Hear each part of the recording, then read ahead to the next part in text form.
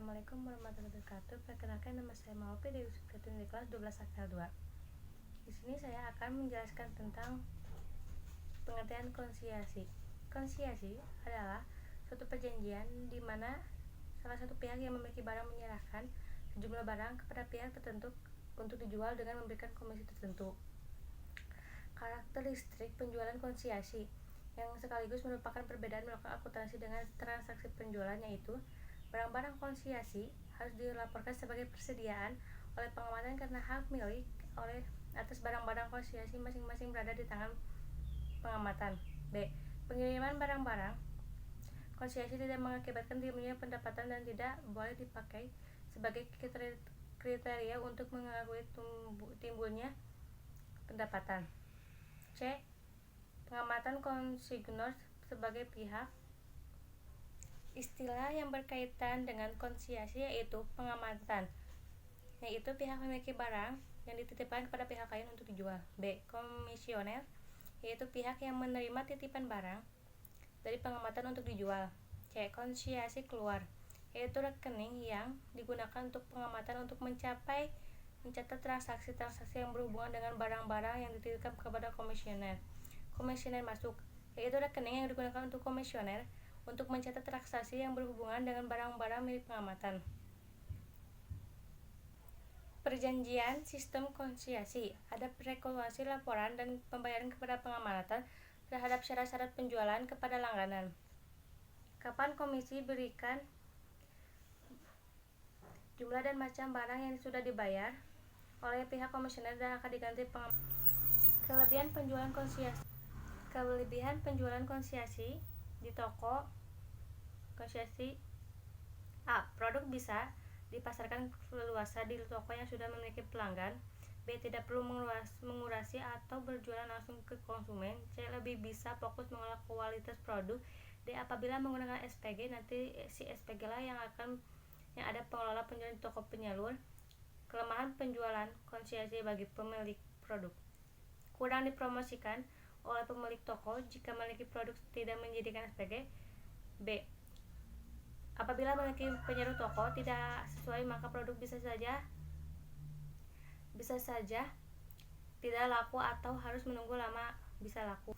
Kelebihan penjualan konsiasi bagi penyalur: A. Mendapatkan keuntungan dari laba penjualan produk konsiasi. B. Minim resiko karena jika tidak laku produk bisa dikembalikan ke pemilik produk. C. Display produk di toko terlihat banyak. Kerugian penjualan konsiasi bagi penyalur hampir tidak ada. Sekian dari saya, mohon maaf bila ada kesalahan. Wassalamualaikum warahmatullahi wabarakatuh. Assalamualaikum warahmatullahi wabarakatuh. Perkenalkan, nama saya Maupi dari kelas 12 Akal 2. Di sini saya akan menjelaskan tentang pengertian konsiasi. Konsiasi adalah suatu perjanjian di mana salah satu pihak yang memiliki barang menyerahkan sejumlah barang kepada pihak tertentu untuk dijual dengan memberikan komisi tertentu. Karakteristik penjualan konsiasi yang sekaligus merupakan perbedaan melakukan akuntansi dengan transaksi penjualan, yaitu barang-barang konsiasi harus dilaporkan sebagai persediaan oleh pengamatan karena hak milik oleh atas barang-barang konsiasi masing-masing berada di tangan pengamatan. B. Pengiriman barang-barang konsiasi tidak mengakibatkan timbulnya pendapatan dan tidak boleh dipakai sebagai kriteria untuk mengakui timbulnya pendapatan. C. Pengamatan konsignor sebagai pihak. Istilah yang berkaitan dengan konsiasi yaitu pengamatan, yaitu pihak memiliki barang yang dititipkan kepada pihak lain untuk dijual. B. Komisioner, yaitu pihak yang menerima titipan barang dari pengamatan untuk dijual.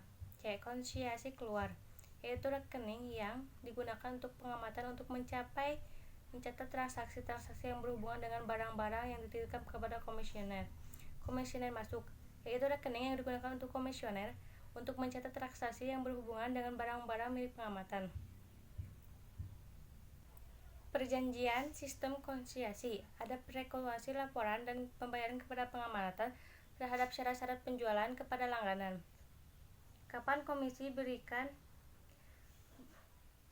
jumlah dan macam barang yang sudah dibayar oleh pihak komisioner dan akan diganti pengamatan. Kelebihan penjualan konsiasi di toko konsumsi. A. Produk bisa dipasarkan leluasa di toko yang sudah memiliki pelanggan. B. Tidak perlu mengurasi atau berjualan langsung ke konsumen. C. Lebih bisa fokus mengolah kualitas produk. D. Apabila menggunakan SPG, nanti si SPG lah yang ada pengelola penjualan di toko penyalur.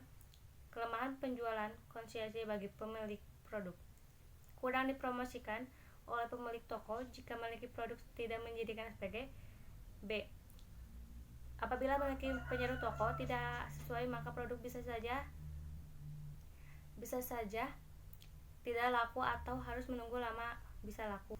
Kelebihan penjualan konsumsi bagi penyalur: A. Mendapatkan keuntungan dari laba penjualan produk konsumsi. B. Minim resiko karena jika tidak laku produk bisa dikembalikan ke pemilik produk. C. Display produk di toko terlihat banyak. Kerugian penjualan konsumsi bagi penyalur hampir tidak ada. Sekian dari saya, mohon maaf bila ada kesalahan. Wassalamualaikum warahmatullahi wabarakatuh. Assalamualaikum warahmatullahi wabarakatuh. Perkenalkan, nama saya Maupi dari di kelas 12 Akal 2. Di sini saya akan menjelaskan tentang pengertian konsiliasi. Konsiliasi adalah suatu perjanjian di mana salah satu pihak yang memiliki barang menyerahkan sejumlah barang kepada pihak tertentu untuk dijual dengan memberikan komisi tertentu. Karakteristik penjualan konsiliasi yang sekaligus merupakan perbedaan melakukan akuntansi dengan transaksi penjualan, yaitu barang-barang konsiliasi harus dilaporkan sebagai persediaan oleh pengamatan karena hak milik oleh atas barang-barang konsiliasi masing-masing berada di tangan pengamatan. B. Pengiriman barang-barang konsiliasi tidak mengakibatkan timbulnya pendapatan dan tidak boleh dipakai sebagai kriteria untuk mengakui timbulnya pendapatan. C. Pengamatan konsignor sebagai pihak. Istilah yang berkaitan dengan konsiliasi yaitu pengamatan, yaitu pihak memiliki barang yang dititipkan kepada pihak lain untuk dijual. B. Komisioner, yaitu pihak yang menerima titipan barang dari pengamatan untuk dijual. C. Konsiliasi keluar, yaitu rekening yang digunakan untuk pengamatan untuk mencatat transaksi-transaksi yang berhubungan dengan barang-barang yang dititipkan kepada komisioner. Komisioner masuk, yaitu rekening yang digunakan untuk komisioner untuk mencatat transaksi yang berhubungan dengan barang-barang milik pengamatan. Perjanjian sistem konsiliasi: ada prekalkulasi laporan dan pembayaran kepada pengamatan terhadap syarat-syarat penjualan kepada langganan. Kapan komisi berikan, jumlah dan macam barang yang sudah dibayar oleh pihak komisioner dan akan diganti pengamatan. Kelebihan penjualan konsiliasi. Kelebihan penjualan konsiliasi di toko konsumsi. A. Produk bisa dipasarkan leluasa di toko yang sudah memiliki pelanggan. B. Tidak perlu mengurasi atau berjualan langsung ke konsumen. C. Lebih bisa fokus mengolah kualitas produk. D. Apabila menggunakan SPG, nanti si SPG lah yang ada pengelola penjualan di toko penyalur. Kelemahan penjualan konsiliasi bagi pemilik produk: kurang dipromosikan oleh pemilik toko jika memiliki produk tidak menjadikan SPG. B. Apabila memiliki penyalur toko tidak sesuai, maka produk bisa saja tidak laku atau harus menunggu lama bisa laku.